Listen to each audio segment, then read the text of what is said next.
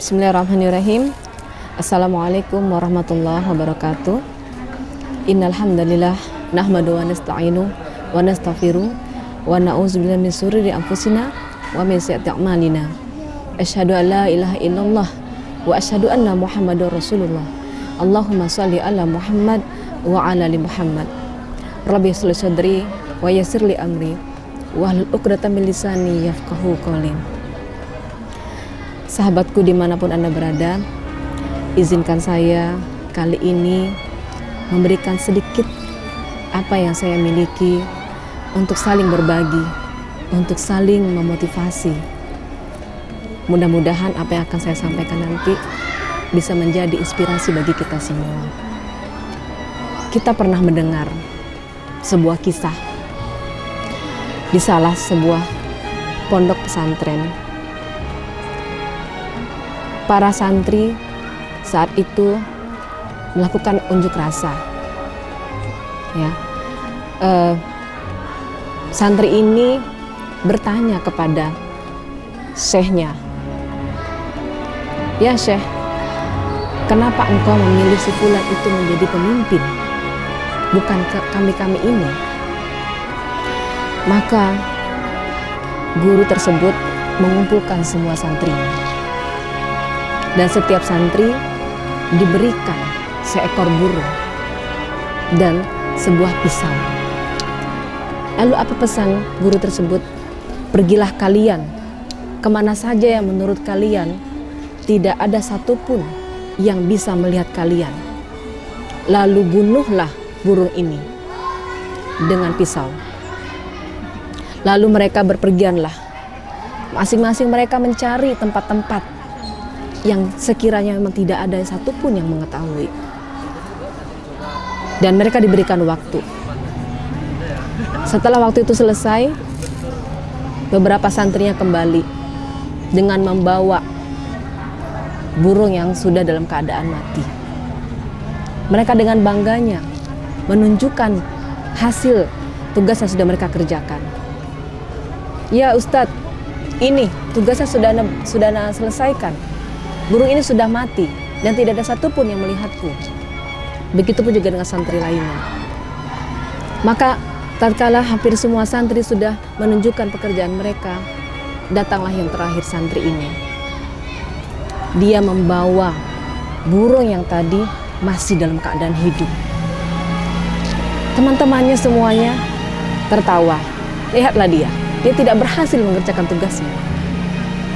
Tapi justru Ustadz ini, gurunya, bangga dengan pekerjaannya. Lalu santri yang lain bertanya, "Kenapa Ustadz senyum? Bukankah kami sudah berhasil melaksanakan tugas? Lihatlah dia, yang telah engkau pilih menjadi pemimpin di antara kami. Dia justru tidak mampu melaksanakan tugasnya dengan baik." Lalu Ustadz ini dengan tenang menjawab, "Wahai santriku, lihatlah apa yang sudah kalian lakukan dengan apa yang sudah dilakukan oleh fulan ini. Kalian sudah mampu berhasil membunuh burung ini di tempat yang menurut kalian tidak ada satupun yang melihat. Sementara si fulan, dia tidak mampu membunuh hanya seekor hewan, seekor burung. Tahukah kalian mengapa dia tidak lakukan itu? Silakan kalian tanyakan." Lalu mereka bertanyalah pada si fulan ini. Dan santri ini menjawab, "Ya Ustadz, aku sungguh tidak menemukan tempat dimanapun aku mampu membunuh burung ini, kecuali di sana pasti ada Allah yang melihat." Ketika mendengar jawaban ini, santri lainnya tercengang, terkejut, dan mereka malu. Mereka segera beristighfar. Ya Allah, inilah keunggulan santri ini yang membuat Ustadz ini memilihnya menjadi pemimpin. Sahabat sekalian, ayah bunda, anak-anakku, rekan-rekan sekalian, kisah ini sudah sering kita dengar. Tapi mampukah kisah ini menginspirasi kita, terutama dalam kehidupan kita, saat kita melaksanakan tugas, bahwa setiap diri ini adalah pemimpin. Kita adalah pemimpin. Minimal kita adalah pemimpin bagi diri kita sendiri. Seberapa besar kita merasa bahwa dalam kehidupan sehari-hari kita ada Allah yang senantiasa mengawasi. Salah satu karakter kepribadian Muslim adalah dia memiliki akidah yang lurus. Indikator akidah yang lurus ini adalah salah satunya dia senantiasa merasa berada dalam pengawasan Allah. Sahabat sekalian, pengawasan Allah ini memang sesuatu yang gaib, yang tidak bisa dicerna, karena sesuatu yang tidak bisa dilihat, tapi sesungguhnya dia bisa dirasakan. Sahabat, ayah, bunda, dan anak-anakku sekalian, ketika kita merasa bahwa diri kita diawasi, misalnya bagi seorang murid, ketika dia ujian diawasi oleh gurunya memang sosok yang tampak, yang bisa dilihat, maka dia akan bekerja dengan sungguh-sungguh. Dia berusaha tidak mencontek melirik kanan kiri. Dia akan bekerja dengan dirinya sendiri. Tapi ketika dia sholat, tidak ada yang melihatnya, maka disitulah sebenarnya keimanan seseorang. Seorang ayah ketika dia bekerja, dia merasa penguasaan dalam penguasaan Allah, maka dia akan bekerja dengan sungguh-sungguh. Dia akan berusaha mencari nafkah yang benar, nafkah yang diberkahi, karena dia takut dari apa yang dia cari ada hak-hak orang yang diambil. Sahabat sekalian, bagi seorang istri ketika ditinggal pergi oleh suaminya dan anak-anaknya, walaupun dia berada dalam rumah sendirian dan dia bekerja melakukan tugasnya sehari-hari, kalau dia merasakan pengawasan Allah, maka dia akan menjaga dirinya, kemaluannya, hartanya, serta amanah yang diberikan oleh suaminya. Sahabat sekalian, memang tidak mudah merasa bahwa diri kita sedang diawasi oleh Allah setiap saat. Walaupun kita sudah meyakini bahwa di kanan dan kiri kita ada malaikat, malaikat yang senantiasa mencatat setiap detik apa yang kita kerjakan. Tapi itu tidaklah mudah, karena malaikat tidak tampak di kanan kiri kita. Apalagi Allah yang kita tahu bahwa Allah itu maha melihat.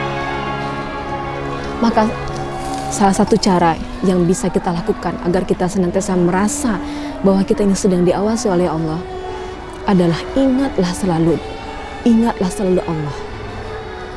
Di dalam Al-Quran banyak dikatakan bahwa ingatlah Allah dalam keadaan berdiri, dalam keadaan duduk, dalam keadaan ruku, dalam keadaan sujud. Maka kalau kita senantiasa ingat kepada Allah, kita akan merasa bahwa Allah senantiasa melihat kita, Allah senantiasa mengawasi kita, sehingga kita akan berhati-hati dalam setiap pekerjaan yang kita lakoni. Kita akan senantiasa menjaga betul agar kita tidak terjebak dalam dosa. Teman-teman sekalian, mari kita berpikir positif. Kenapa Allah hadirkan kedua malaikat? Sesungguhnya Allah mencintai hamba-hambanya. Allah ingin menjaga hambanya dari dosa. Maka Allah hadirkan kedua malaikat. Dan kita yang mengetahui tugasnya, hendaknya kita memang merasa diawasi. Ingatlah Allah dalam setiap apapun. Teman-teman sekalian, andaikan kita semua merasa dalam pengawasan Allah, tidak akan ada orang yang berani korupsi. Tidak akan ada pejabat yang berani mengambil hak-hak rakyat. Tidak akan ada suami yang berani berselingkuh. Tidak akan ada istri yang berani berkhianat. Tidak akan ada seorang anak yang berani untuk mencontek. Tidak akan ada seorang anak yang berani untuk melawan orang tuanya. Tidak akan ada orang-orang yang berani bermaksiat, sementara Allah menyaksikan apa yang dia kerjakan. Orang-orang yang merasa diawasi, dia akan tetap sholat, baik dalam keadaan ramai ataupun sepi. Sholatnya akan tetap khusyuk, karena dia tahu Allah itu senantiasa melihatnya. Teman-teman sekalian, alangkah indahnya kalau kita merasa bahwa diri kita senantiasa diawasi. Pengawasan Allah ini bukan semata-mata karena Allah ingin melihat ini hambaku ini bagaimana kerjanya. Bukan semata-mata demikian. Tapi sebenarnya Allah ingin membuktikan bahwa kita senantiasa dalam penjagaannya. Allah ingin menjaga diri kita. agar kelak nanti kita tidak menyesal ketika kitab-kitab itu dibuka dari sisi kanan atau sisi kiri, dan setiap peristiwa tidak akan pernah terlewati, dari yang kecil sampai yang besar, semuanya akan tercatat. Sahabatku, semoga kita termasuk orang-orang yang senantiasa diingatkan dan ingat terus kepada Allah. Jangan pernah berputus asa. Ingatlah, Allah pernah berfirman di dalam Al-Quran, di banyak surat. Allah pernah mengatakan bahwa orang beriman itu ketika dia menyadari kesalahannya, dia segera bertaubat. Maka sahabat sekalian, ketika kita merasakan bahwa kita sudah berbuat sesuatu yang Allah tidak sukai, segeralah beristighfar, segeralah minta ampun kepada Allah. Insya Allah kita akan dapatkan ampunannya. Dan pastikan diri, azamkan diri bahwa kita akan berubah dan tidak akan mengulangi kesalahan yang sama. Yakinlah, dengan mengingat Allah, hati akan tenang. Allah sudah menjanjikan itu di dalam Al-Quran. Yakinlah bahwa pengawasan Allah itu sesungguhnya demi kebaikan kita bersama. Insya Allah, dengan pengawasan ini membuat akidah kita lurus. Saya bekerja ini bukan karena siapa-siapa. Saya belajar ini bukan karena ingin mendapatkan nilai yang bagus semata. Saya bekerja ini bukan semata untuk mencari nafkah. Tidak, tapi semata-mata karena Allah. Akidah yang lurus, insya Allah akan melahirkan pribadi yang memiliki iman yang tangguh, yang tidak akan mudah diterpa, yang tidak akan goyah dengan segala ujian dunia. Saudaraku, dunia ini hanyalah tempat persinggahan.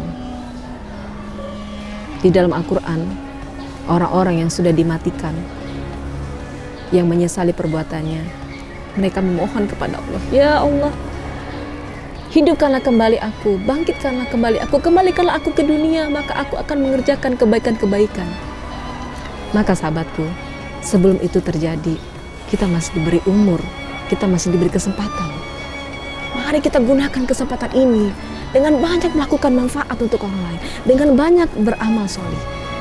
Karena sesungguhnya Allah berjanji bagi orang-orang yang senantiasa melakukan amal kebajikan, tidak akan pernah sia-sia pahala baginya.